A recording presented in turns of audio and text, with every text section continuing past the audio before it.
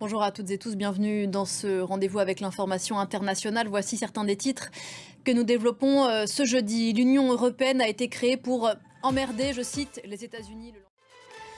Un président ne devrait peut-être pas dire ça pour faire référence à un livre politique bien connu ici en France.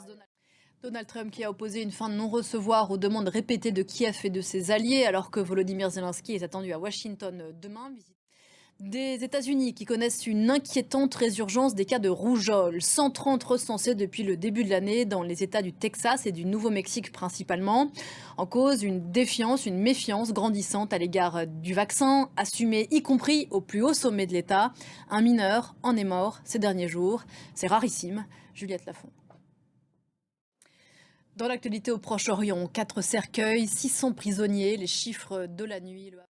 Ouad Yahalomi, que l'on vient d'évoquer, était franco-israélien. Il avait été enlevé dans son kibboutz de Niroz en même temps que son fils Eitan, 12 ans. Il a un joli prénom, mais il est potentiellement dangereux. Le cyclone Garance s'approche des côtes de la Réunion. Bonjour Patrick Gallois et merci de prendre quelques minutes pour répondre à nos questions.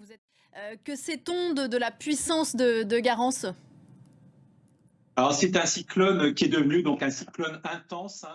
Merci beaucoup Patrick Gallois, prévisionniste à Météo France, d'avoir répondu à nos questions et donc cette alerte rouge à La Réunion avant le passage du cyclone Garance dont on comprend qu'il est effectivement dangereux comme le disent les autorités. Une information enfin avant de passer la main actuelle, le décès de l'acteur américain Gene Hackman. Voilà pour l'essentiel de l'info, parlons-en continu juste après ça.